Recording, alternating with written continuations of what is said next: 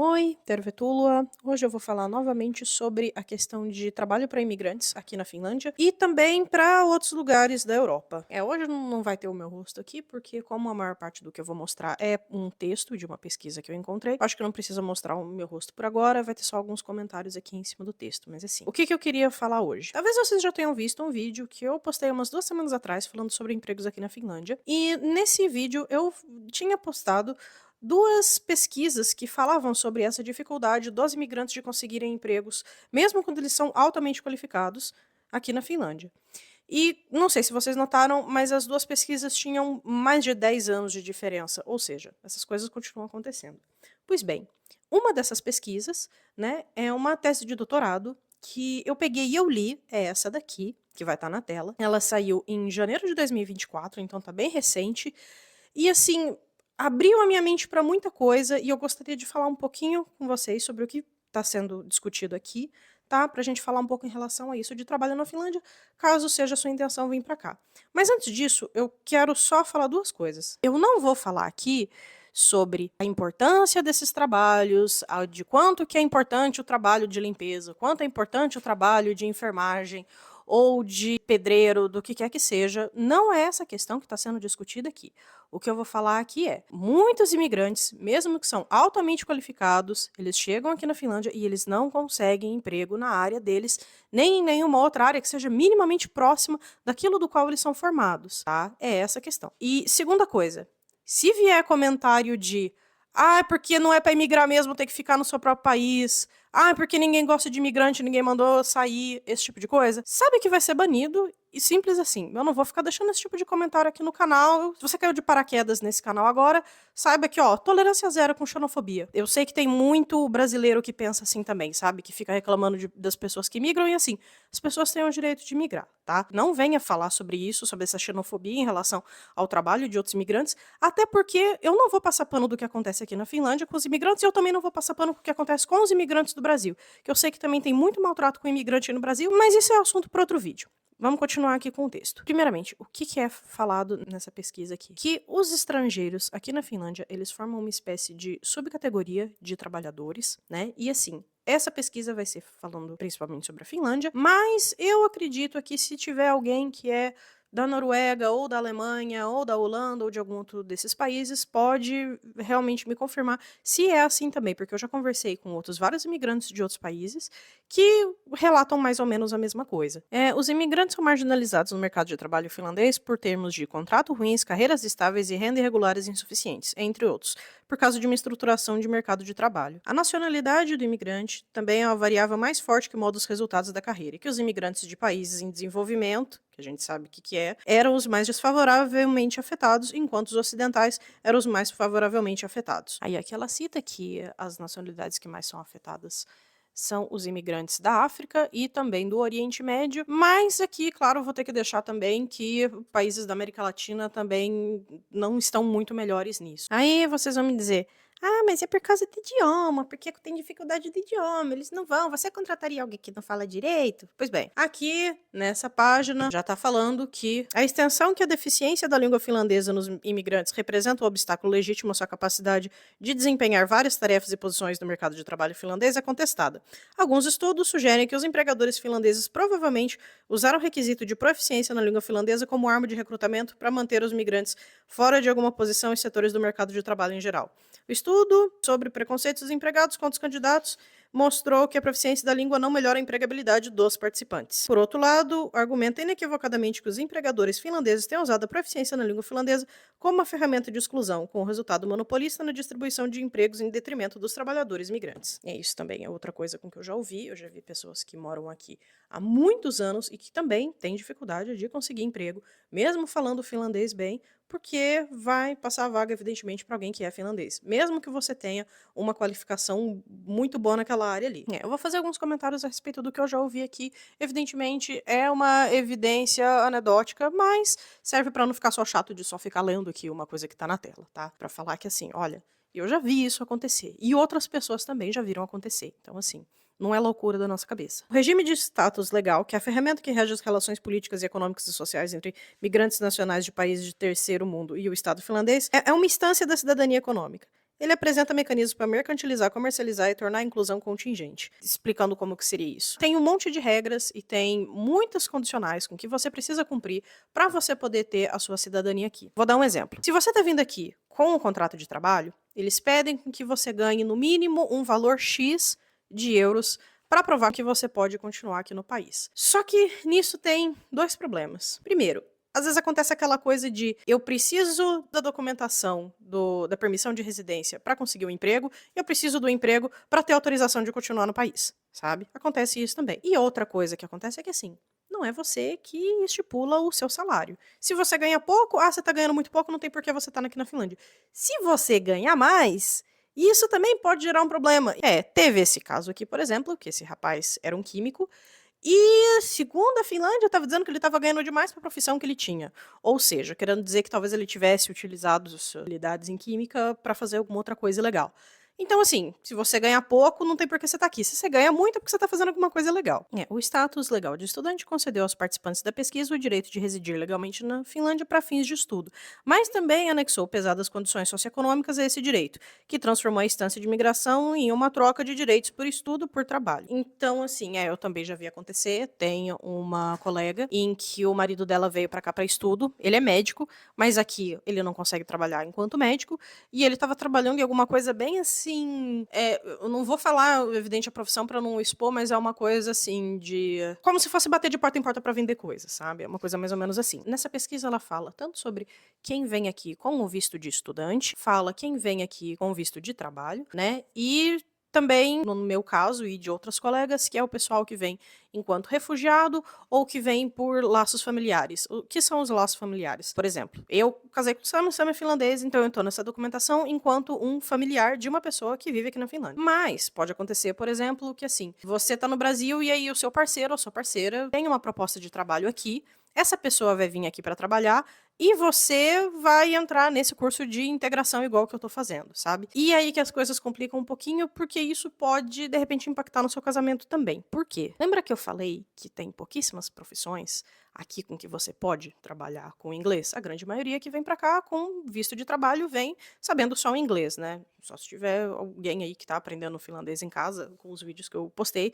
mas eu imagino que seja a minoria. Então, assim, acontece muitos os casos de que um dos parceiros consegue continuar mantendo o trabalho, só com o idioma que sabe, consegue ganhar bem ali, enquanto a outra pessoa, por diversas razões, dependente da área com que ela trabalhe, ela não consegue se colocar aqui no mercado e, eventualmente, não vai ver grandes vantagens em continuar aqui na Finlândia. Agora, quanto às profissões com que geralmente o pessoal que vem aqui para estudar fica, são aqueles trabalhos assim, trabalho no turno da noite, ou limpeza, ou entregar jornal, ou lavar louça no fim de semana, esse tipo de coisa. Aqueles bicos que o pessoal faz enquanto está estudando mesmo. Pois bem, quem está vindo aqui com o status de refugiado ou família de imigrantes são os únicos que têm acesso a esse curso de integração, que é o que eu estou fazendo. Se você está vindo aqui com o visto de trabalho ou com o visto de estudo, você provavelmente vai ter que pagar por conta, ou a empresa pode ser que te ofereça também o curso de finlandês, mas não é uma regra. Agora, 70 para esse trecho aqui, ó.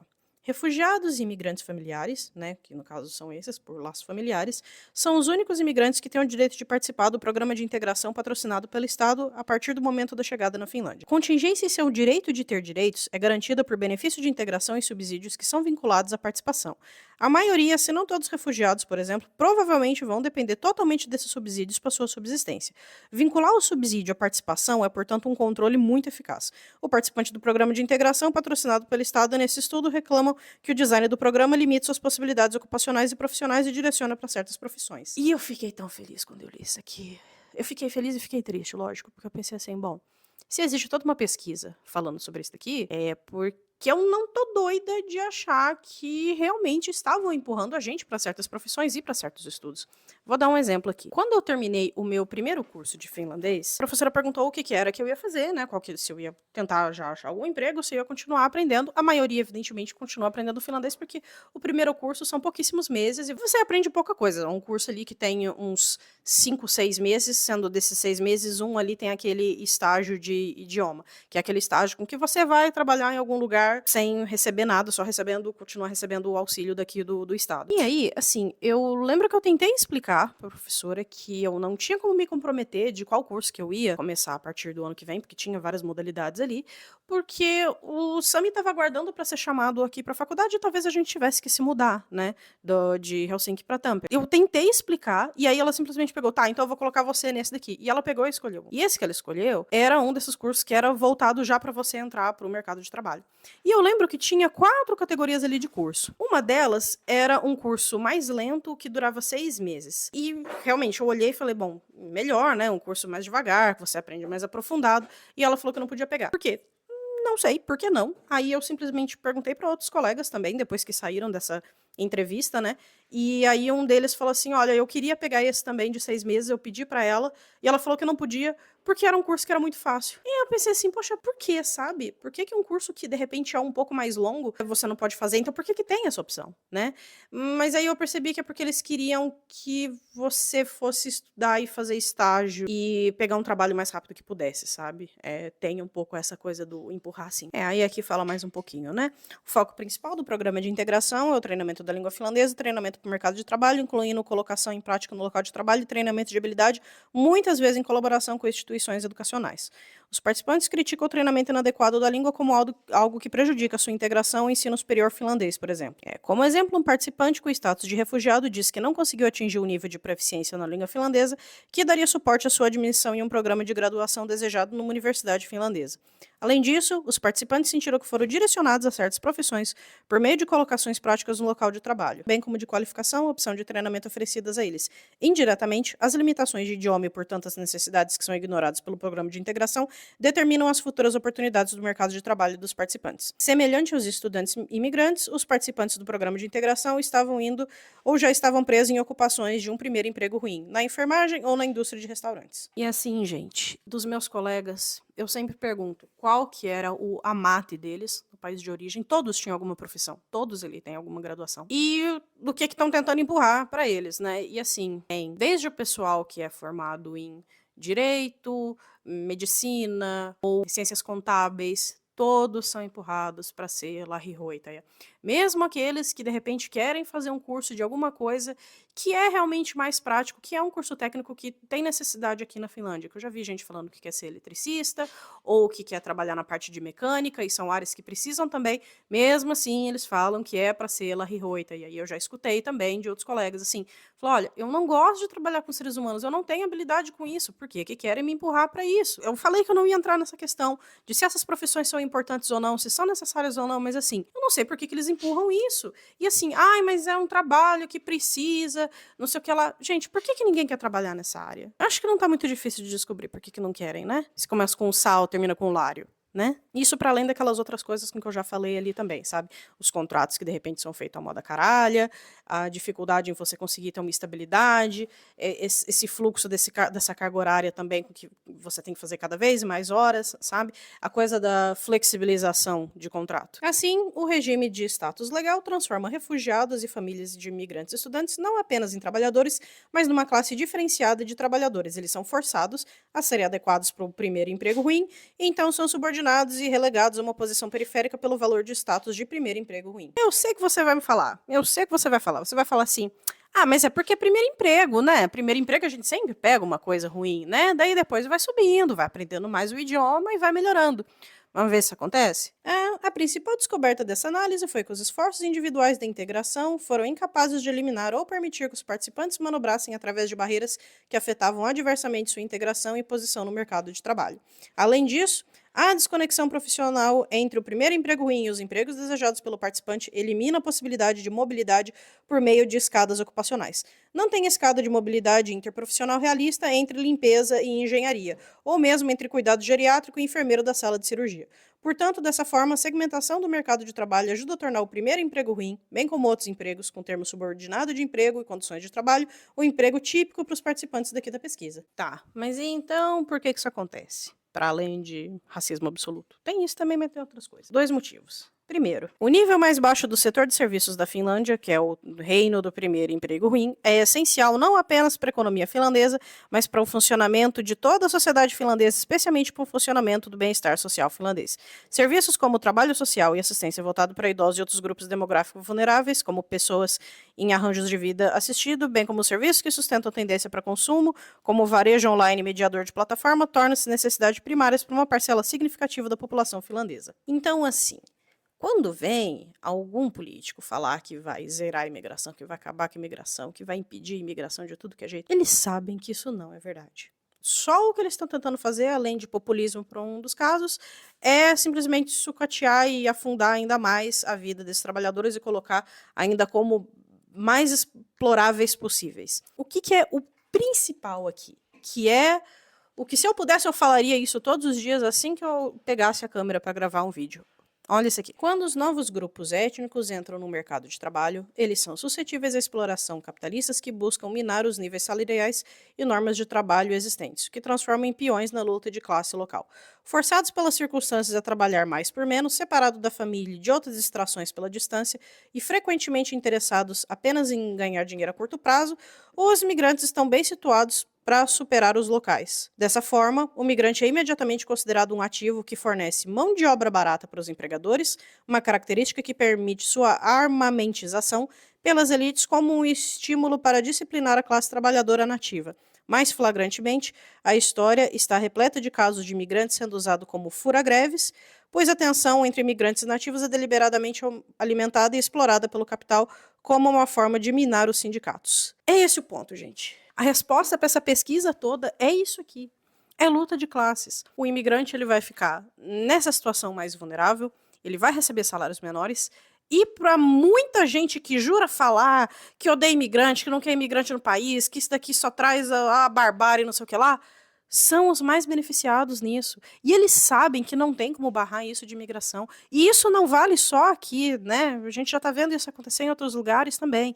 É a questão de mão de obra. Então, assim, a pessoa que tem raiva de imigrante tem, claro, a questão do preconceito, sim, tem xenofobia, tem o preconceito também com outras religiões, tem.